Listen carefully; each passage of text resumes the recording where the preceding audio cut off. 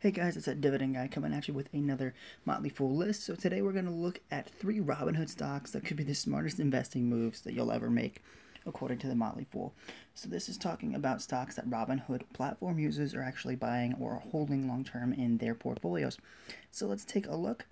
First is the Vanguard S&P 500 Index, which is not a stock, but it is a very good ETF that mirrors the overall market.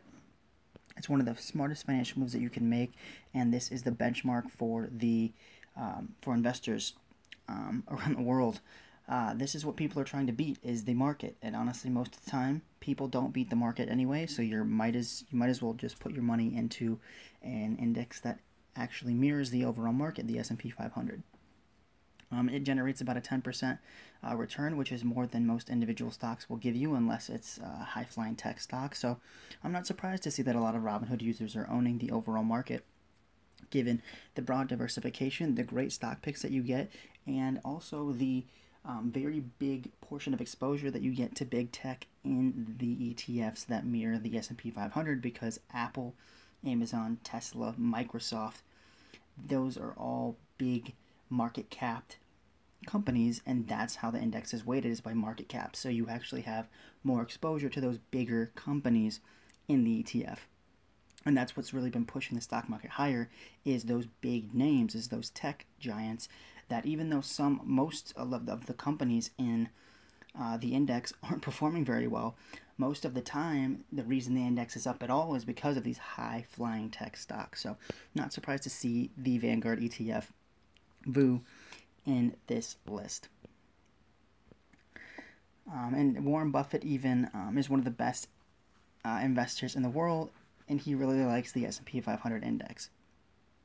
He even revealed it several years ago that his will directs 90% of the money inherited by his family when he dies to be invested in a low-cost S&P index fund.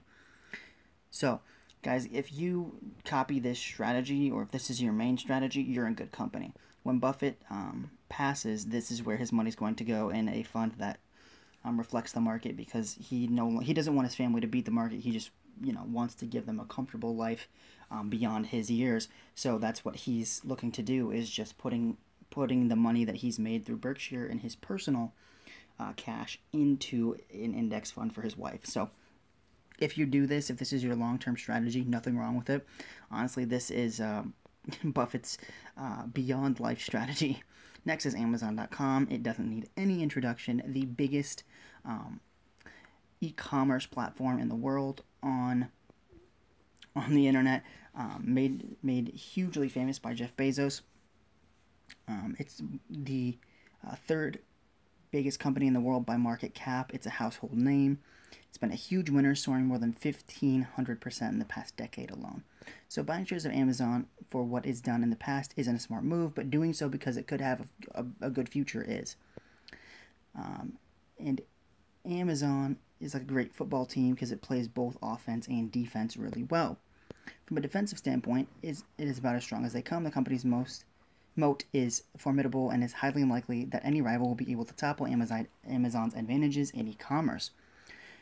But the offense still has a tremendous prospect in e-commerce and cloud hosting. It's expanding rapidly into healthcare, and they also just bought MGM as well, so they are expanding their Amazon Prime offerings with James Bond and other properties from MGM. So they're not only playing defense and offense, attacking other sectors and disrupting other industries, they're also building upon what they already own and are already very good at as well. So, of course, not surprised to see Amazon here as one of the big growth stories in the past decade, and a very, very popular stock as well. And the last one is NVIDIA. So while Amazon's share price has soared over the past 10 years, the stock doesn't hold a candle to NVIDIA. Stock ticker symbol NVDA. Shares of the graphic chip maker have skyrocketed nearly 5,000% during the same period.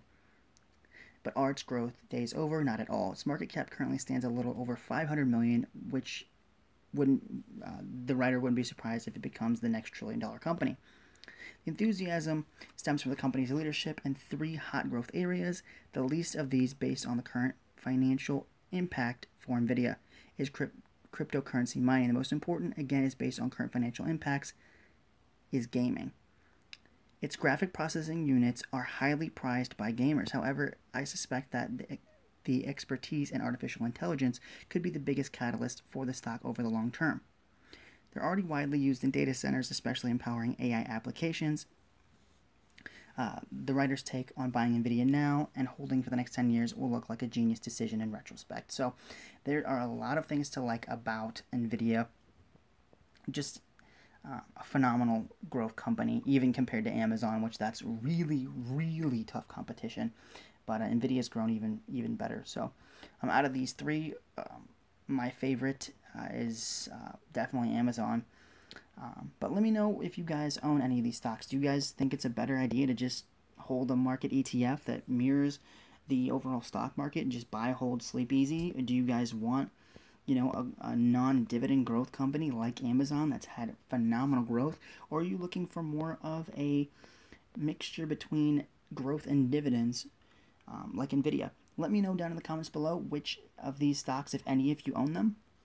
Remember to hit the subscribe button on my channel, That Dividend Guy, and when you do, hit the bell notification so you don't miss any updates on my channel. Thanks so much for watching, guys. See you soon.